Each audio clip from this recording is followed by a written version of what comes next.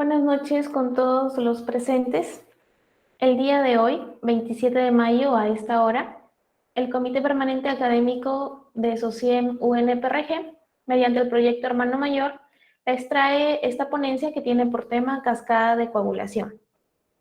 El ponente del día de hoy es Jonel Wilson Pérez Granés, quien es estudiante de Medicina Humana de la Universidad Nacional Pedro Ruiz Gallo, es asesor jurídico de la Junta de Vigilancia SOCIEM UNPRG de este año y también es vicepresidente de SOCIEM UNPRG. Fue vicepresidente de SOCIEM UNPRG el año pasado y el anteaño pasado fue director del Comité Permanente Académico de SOCIEM UNPRG. Bueno, no olviden que al finalizar la ponencia habrá una trivia del tema en cuestión, por lo cual se les estará premiando a los 3 primeros lugares con material académico virtual. Bien.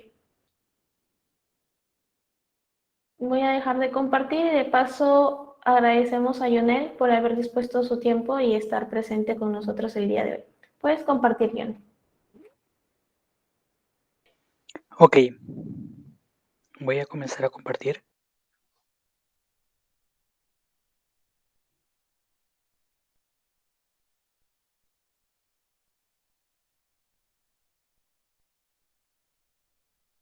¿Sí se me escucha? Disculpen. Sí.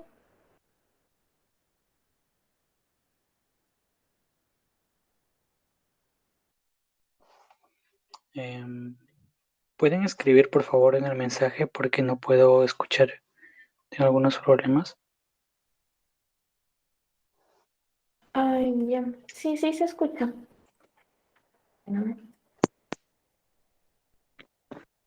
Sí, muy bien.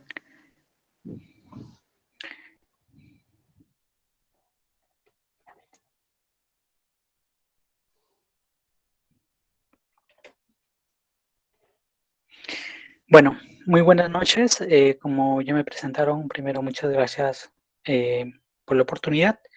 Mi nombre es Jonel Wilson Pérez Grandes. Bueno, soy estudiante de la Facultad de Medicina de la Universidad Nacional Pedro Ruiz Gallo.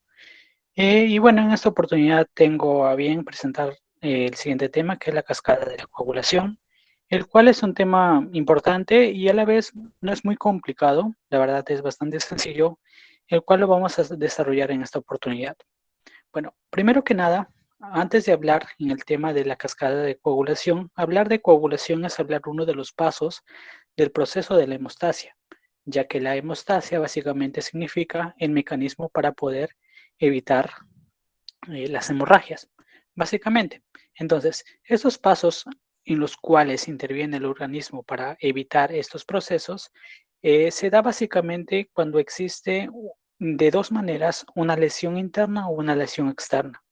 Por ejemplo, una lesión externa, sean pacientes con politraumatizados que han recibido daños a nivel de la superficie de la piel, cortes, va a producirse una hemorragia, o también por el mismo impacto puede producirse hemorragias internas, o también por otras patologías por deficiencia de los factores de coagulación. Sin embargo, en este punto vamos a hablar de la fisiología. Ahora, muy bien, como se puede ver en esta imagen de manera general, tenemos que para que se realice una hemorragia, pues tiene que haber, por ejemplo, lo que es un vaso lesionado. Para este vaso lesionado se va a producir una constricción de lo que es del vaso lesionado para disminuir la luz y disminuir la hemorragia. Y a su vez esa disminución se va a producir la aglutinación de plaquetas de manera general, luego la formación de fibrina, luego posteriormente esta fibrina se va a condensar, se va a hacer mucho más fuerte formando lo que es un coágulo. Y este coágulo formalmente se va a retraer, es decir, va a eliminar todas las estructuras internas que tiene lo que tiene que tienen el líquido sin fibrinógeno y sin los factores de coagulación, haciéndose en simples palabras más duro. Ahora, miren, acá se puede ver que el primer paso de la hemostasia es el espasmo muscular, el espasmo vascular, perdón. El espasmo vascular se puede dar ocasionado por un traumatismo. Esto puede darse a través de dos maneras. Un factor externo que puede ser por un daño tisular o también se puede dar por un factor interno, como por ejemplo que a nivel del endotelio de un vaso se produzca una fisura, la superficie del endotelio se dañe y produzca que el colágeno que se tiene en los vasos entre en contacto con las plaquetas. Entonces, ese contacto con las plaquetas y el contacto con el factor 12 va a estimular también, va a desencadenar la hemostasia. Entonces, ahí tenemos los dos factores, que una es la vía intrínseca y la vía extrínseca. La extrínseca, desde ya, va a ser la que se genera por factores externos, daño tisular. Daño tisular que básicamente es, por ejemplo, que te cortes, etc. Ahora, ¿cuál es el del espasmo vascular? ¿Cuáles son los mecanismos que intervienen en el espasmo vascular? Básicamente son tres, y de los cuales el más importante, el más fuerte de todos, es el espasmo miogénico local. Obviamente que ese espasmo miogénico local tiene desencadenantes, ¿no? Como por ejemplo tenemos los factores autocoides locales, como por ejemplo el proceso de las plaquetas, ya que las plaquetas contienen gránulos internos, contienen sustancias que van a generar la vasoconstricción del vaso, como por ejemplo la serotonina. Otro, por ejemplo, tenemos los reflejos nerviosos. Dentro de estos reflejos nerviosos, por ejemplo, tenemos el dolor. ¿Sí? Siguiendo tenemos ya la formación del tapón plaquetario. El tapón plaquetario, tenemos allí de que el tapón plaquetario es la acumulación, la unión de las plaquetas. ¿Cómo sucede? Pero antes de hablar de esto, tenemos que hablar de generalidades de las plaquetas. Las plaquetas básicamente tienen un diámetro de 1 a 4 milímetros, que su volumen normal es de 150 a 450 mil en promedio. Si es menor, trombocitopenia. Si es mayor, trombocitosis, ¿no?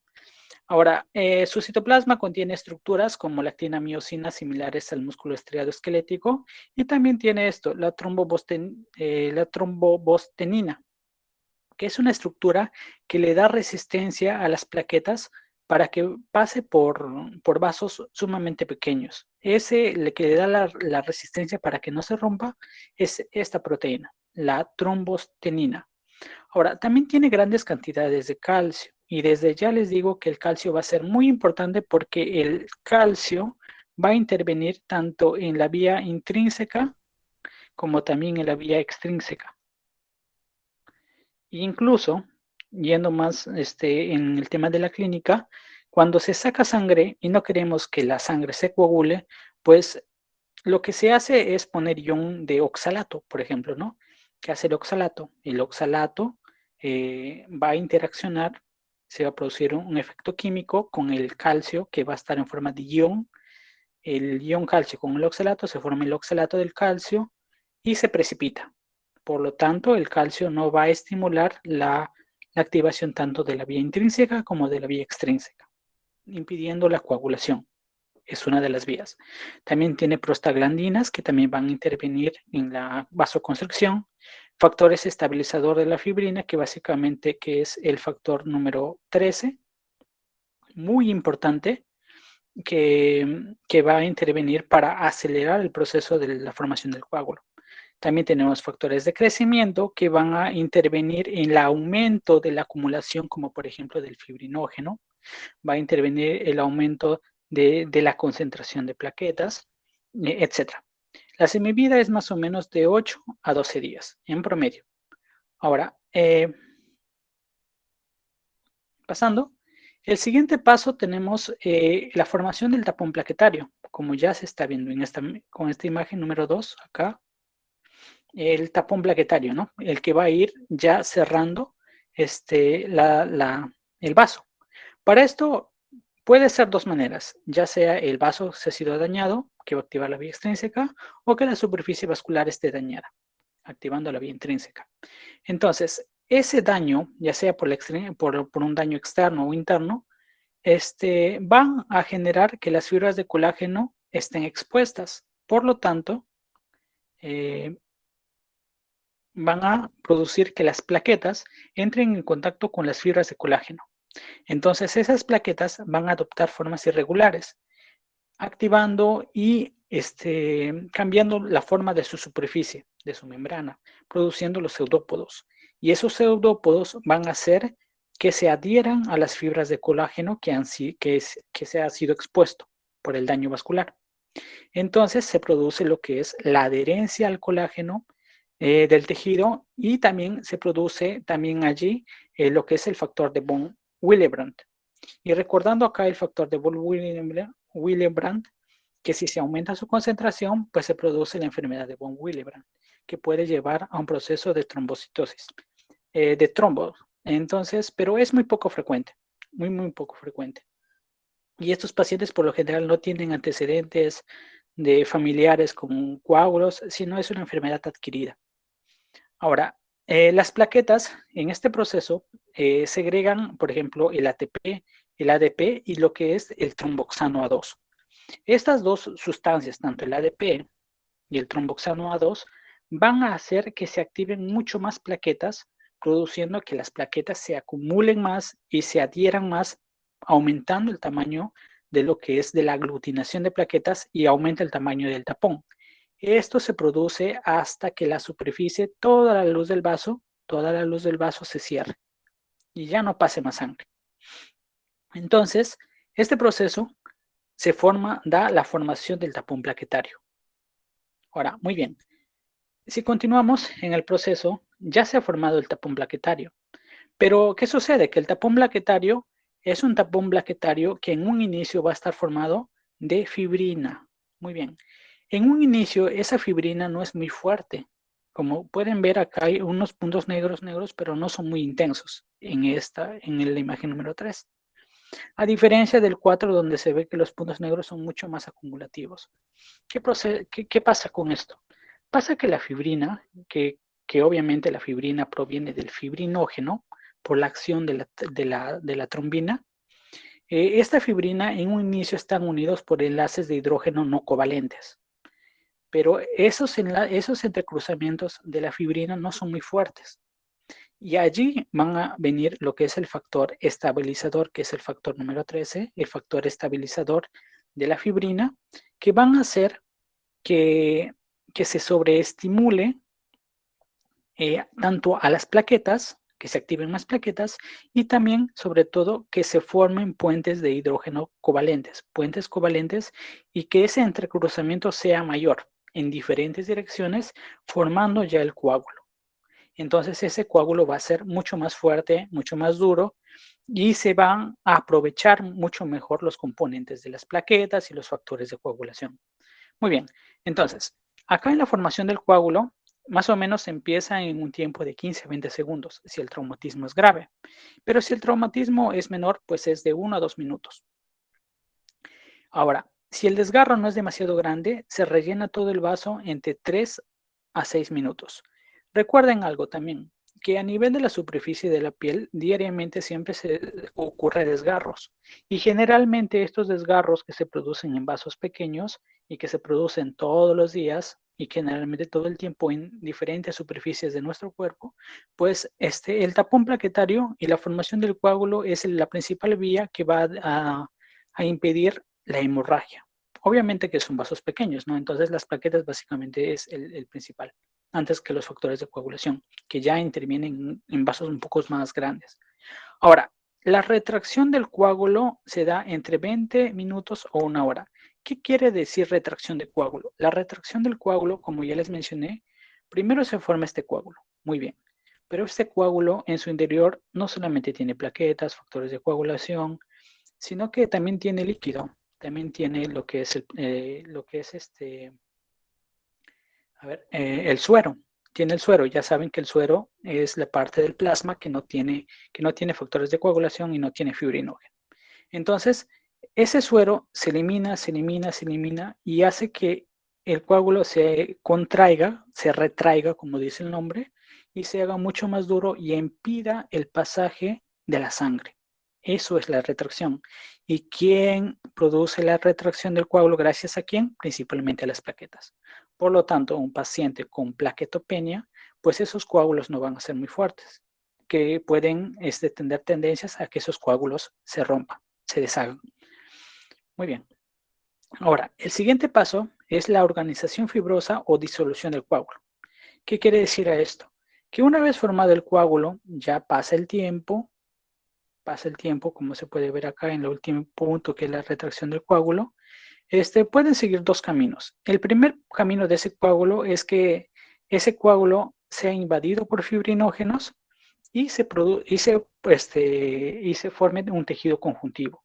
Es decir, ese vaso ya no va a volver a tener luz. Ese vaso ya no va a continuar conduciendo sangre. Por ejemplo, si es que el vaso se ha roto en su totalidad. En ese caso, pues obviamente ya no se quiere que ese vaso siga circulando.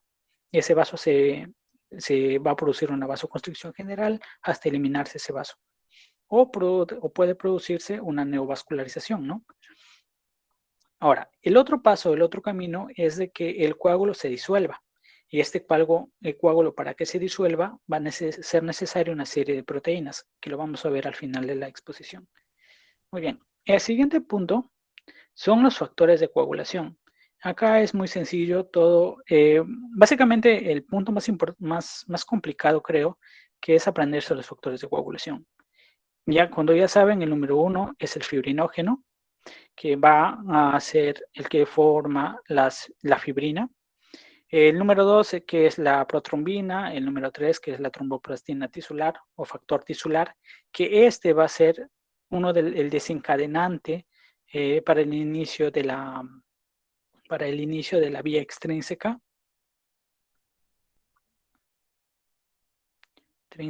Ese es el que inicia. Recuerden, miren, factor tisular. Factor tisular básicamente viene de daño tisular. Por eso, y si es daño tisular, quiere decir que el factor es externo. Daño tisular por un corte, por un golpe, etc. Es un daño externo. Y como es un daño externo, activa la vía externa. Muy bien. El 4 va a ser el calcio. Y el calcio básicamente va a intervenir tanto en la vía intrínseca como en la vía extrínseca. Y, por ejemplo, si queremos decir ya un poco más específicos, va a intervenir, por ejemplo, en la activación del factor 2, va a intervenir el factor 9 y va a intervenir en el factor 10. Principalmente es en esos tres. El factor 5, que es la proacelerina, como su nombre lo indica, proacelerina aumenta la velocidad de la formación de la trombina. Ese es su nombre, por eso se llama proacelerina, recuérdenlo. Se llama proacelerina porque aumenta la formación de la trombina. Y ya lo vamos a ver en la vía extrínseca. Pero en realidad es la vía común. El factor 7, que es el factor, la proconvertina, que también, a su vez, también promueve la conversión de la protrombina en trombina. Por eso se llama proconvertina. Pero el que acelera la velocidad es la proacelerina. Y el factor 8, que esta es una pregunta común, que es el factor anti-hemofílico A, que es básicamente el que se le conoce como la hemofilia clásica.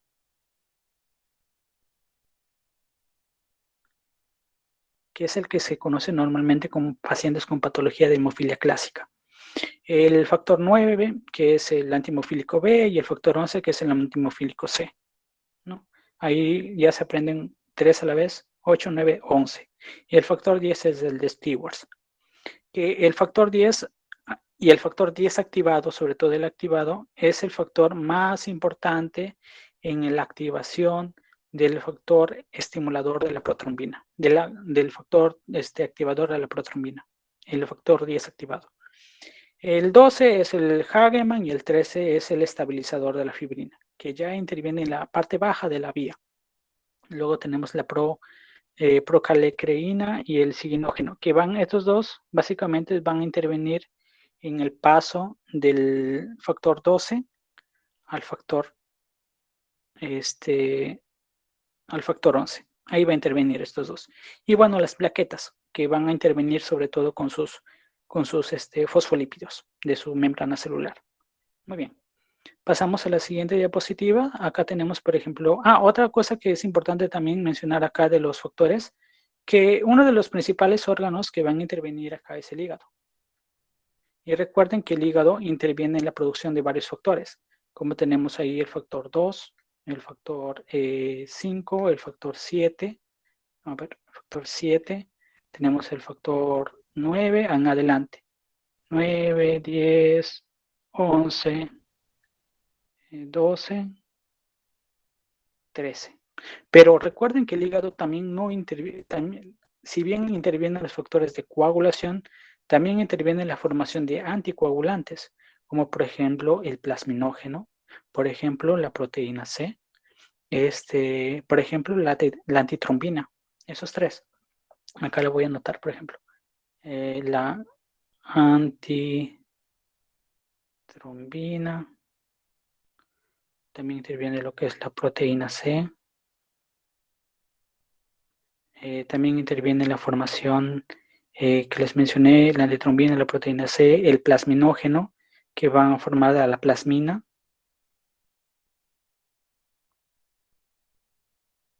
¿Por qué les digo esto y por qué es importante esto que lo sepan? Es importante porque pacientes que presenten, por ejemplo, enfermedad hepática crónica, van a tener disminuido tanto los factores de coagulación, por lo tanto, producen hemorragias.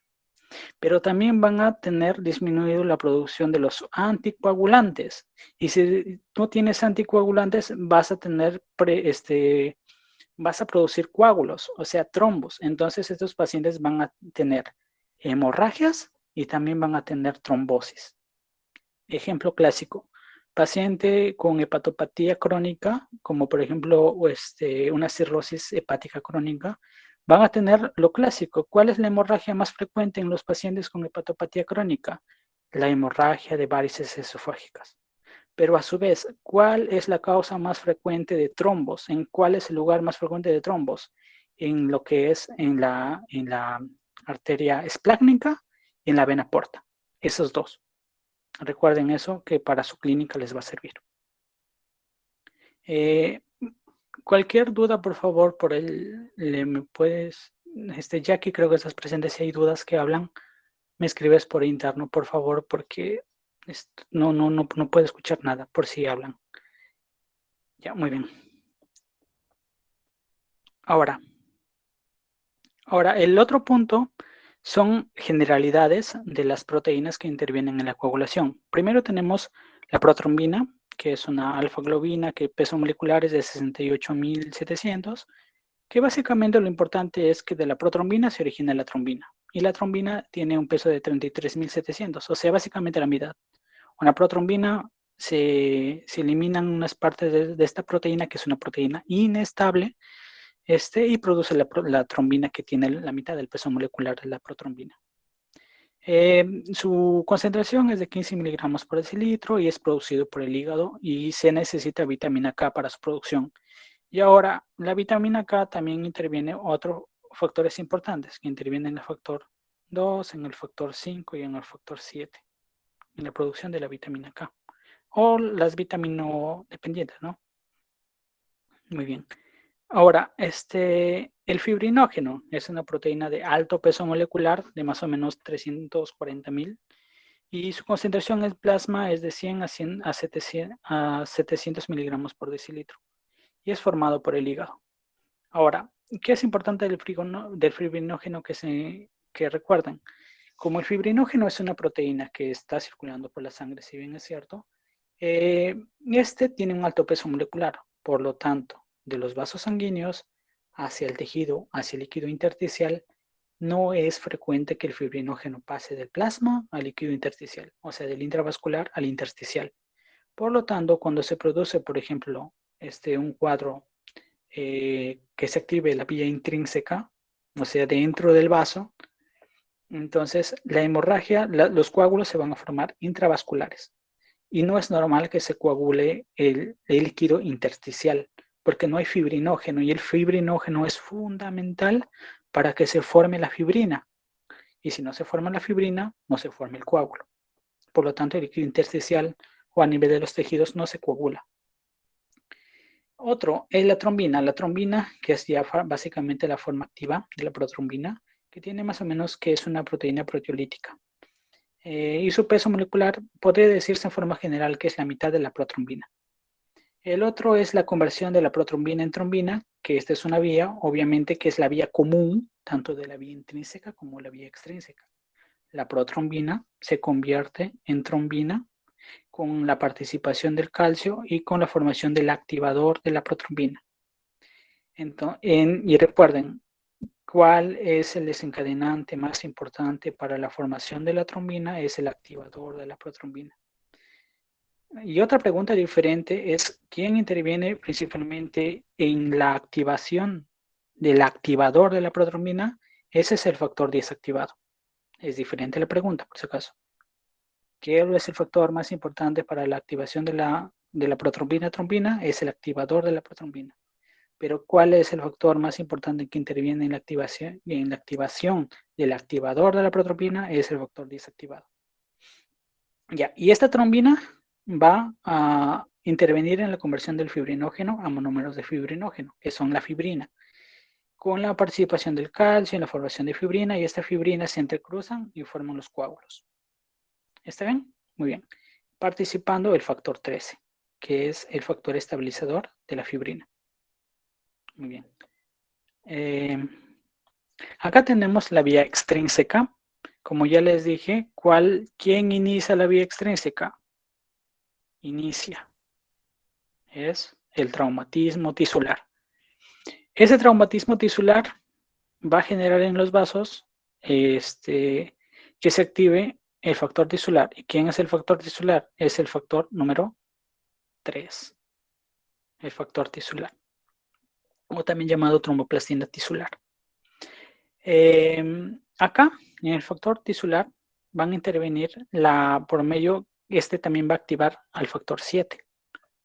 Y el factor 7 va a producirse el factor 7 activado, que es la proconvertina, y van a activar lo que es el factor 10 a factor 10 activado. Este factor 10 activado va a activar el activador de la protrombina, pero como el activador de la protrombina es el más importante para la conversión de la protrombina en trombina, pues se forma trombina. Pero este proceso todavía no es muy potente, es débil todavía. Entonces, allí, ¿quién interviene? Como tú quieres, es un proceso débil, tú necesitas a alguien que acelere el proceso para que no se pierda mucha sangre. Allí, la trombina activa al factor 5. ¿Y cómo se llama el factor 5? Proacelerina. Entonces, esta proacelerina acelera al activador de la protrombina y también, por medio del calcio, también acelera la formación de la liberación de la liberación del factor 3, del estabilizador de la trombina, el factor 13 de las plaquetas. ¿Para qué? Para que se forme la trombina. Muy bien. Una prueba, ¿quién mide el factor extrínseco? La prueba de TP, el tiempo de protrombina por medio del INR, que es una forma indirecta de evaluar también al hígado, ¿no? Entonces, ¿quién mide la vía extrínseca? Es el tiempo de protrombina con el INR, que es el factor estandarizado. Ahora, en cambio, tenemos la vía intrínseca, que es mucho más larga, como se pueden ver, que hay 5 pasos. Y por lo tanto también es una vía que más demora mucho más que la vía extrínseca. La vía extrínseca depende principalmente del factor tisular. Si hay mayor factor tisular, la aceleración de esta coagulación es mucho más rápida. En cambio, la vía intrínseca, pues sí es necesario que haya mucho más pasos. Primero, lo necesario, ¿quién inicia? Inicia que exista un traumatismo de la sangre en donde haya contacto del colágeno con el factor número 12, que está acá.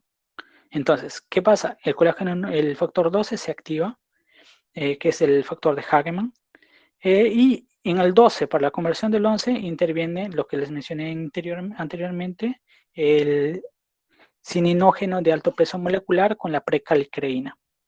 Entonces se activa el factor 11. Del factor 11 pasamos al factor 9, nos salteamos el 10 y se forma el factor 9 activado. El factor 9 activado, junto con el factor 8, junto con el calcio, van a intervenir en la formación del factor 10. Pero de todos estos, ¿cuál es el más importante que ustedes tienen que recordar? Es el factor 8. el factor 8. ¿Quién es el factor 8? El factor antihemofílico A. ¿Y qué es el antihemofílico A? También conocido como el antihemofílico de la hemofilia clásica. Por lo tanto, pacientes con hemofilia, ¿cuál es el factor de la coagulación que tienen disminuidos? Ese es el factor 8. Por eso, de todos los factores que activa por la vía intrínseca el factor 10 a factor 10 activado, más importante, ese es el factor 8.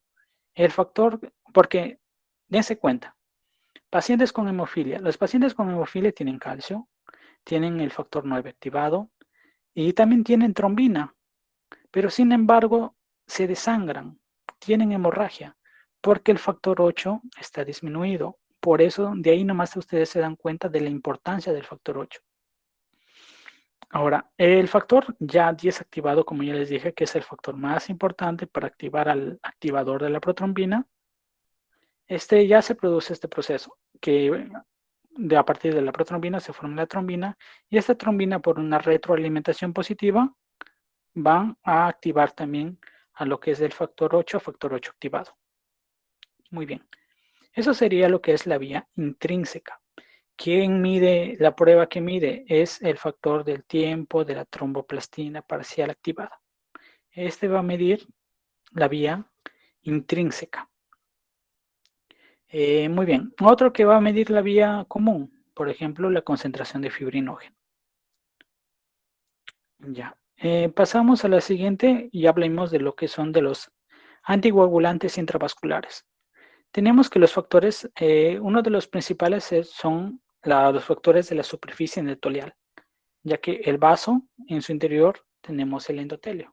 Esas células van a intervenir su lisura, quiere decir que sean lisas, que sean suaves, que no tengan abolladuras, por decirlo así, en la superficie endotelial. También interviene lo que es el glucocálix del endotelio, el cual va a impedir que entre en contacto las plaquetas con lo que es el colágeno del endotelio. También la formación de la unión de la trombina que puede existir con la trombomodulina. Esa unión hace que es un factor anticoagulante. Y a su vez, el proceso del factor endotelial, existe la proteína C. La proteína C, ya les dije que lo producía el hígado también. ¿Qué va a hacer? Va a desactivar, por ejemplo, el factor 5 y el factor 8 activado. Por ejemplo, cuando ya se quiere parar el proceso de coagulación, porque ya se formó el coágulo, ya se produjo la retracción del coágulo y el organismo dice, ya este vaso, ya reparamos la pared, ya necesitamos que vuelva la luz, necesitamos que ese coágulo se deshaga, entonces interviene la proteína C, desactivando la proteína 5A y la proteína 8A. Ahora, tengo problemas acá con el... Perdeme un momentito, por favor. No, borrador. Muy bien. Ya. Entonces, tenemos unos anticoagulantes, otros anticoagulantes importantes. Por ejemplo, tenemos las fibras de fibrina. Estas fibras de fibrina, como ya les iba explicando acá voy a hacer un dibujo. A ver. No sé qué tiene, no me hace caso. A ver, dame un momentito. No sé por qué no me hace caso.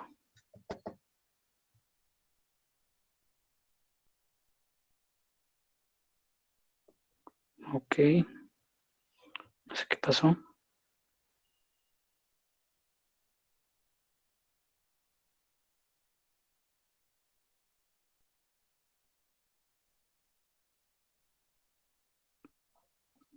Ya, ok. Acá en el proceso de la fibrina, el vaso, como ya les dije, acá cuando se forma el coágulo, cuando se forman las fibrinas, ese vaso se va cerrando, pero cuando no se cierra todavía hay tránsito de sangre. O sea, las plaquetas, por ejemplo, y los factores de coagulación van a entrar en contacto y van a estimular todavía el cierre. Pero cuando esto ya se cierra, ¿qué sucede? Que ya no hay pase de sangre, hay una detención de líquido.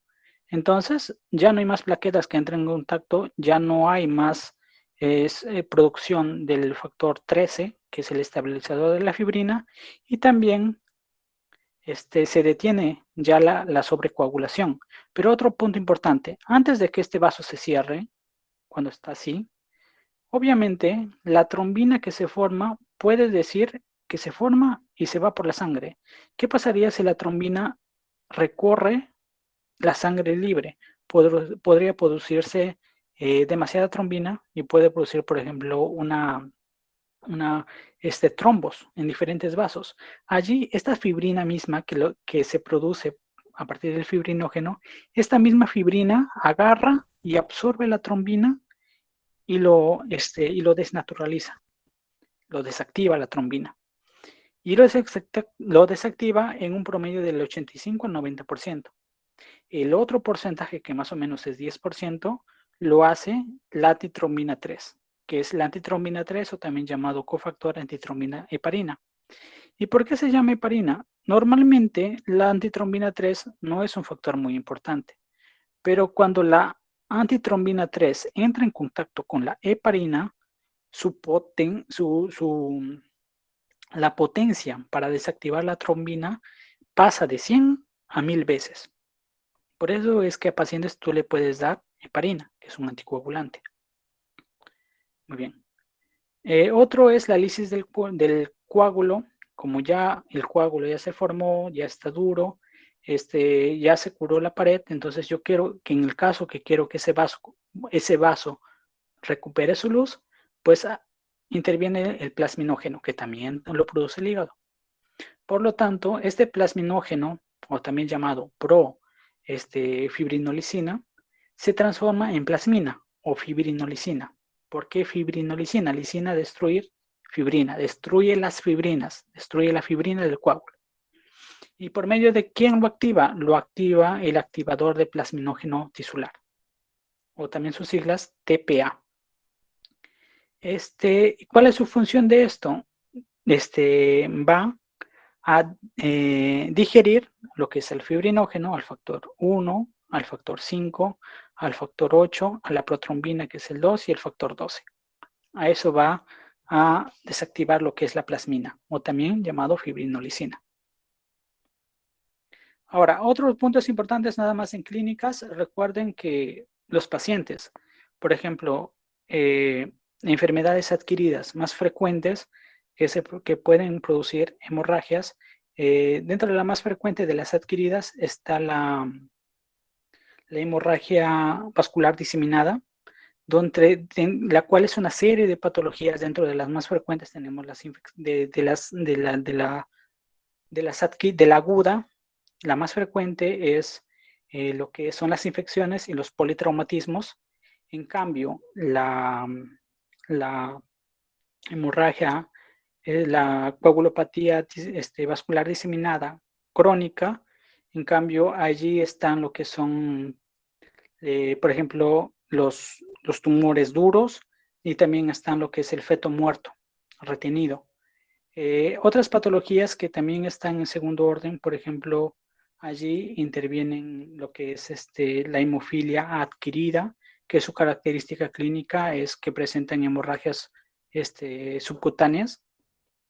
Y también, perdón, ese es en el tercer orden. Y en segundo orden está lo que son las hepatopatías crónicas, pacientes por ejemplo, con cirrosis hepática crónica.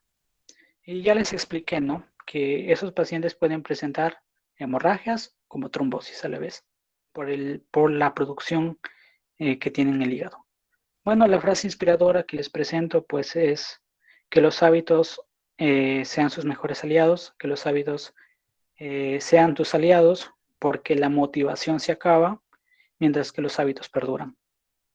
Y bueno, muchas gracias.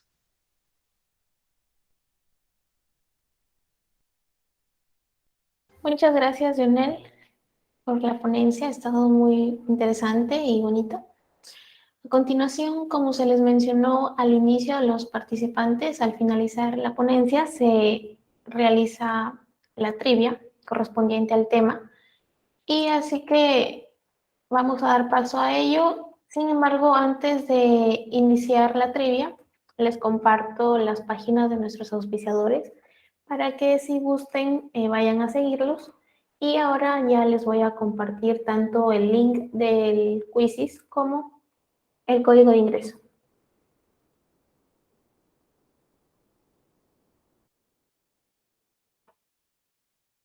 Ustedes van a poder ir observando en la pantalla la tabla de posiciones, ya que voy a compartirles mi pantalla. Un momento.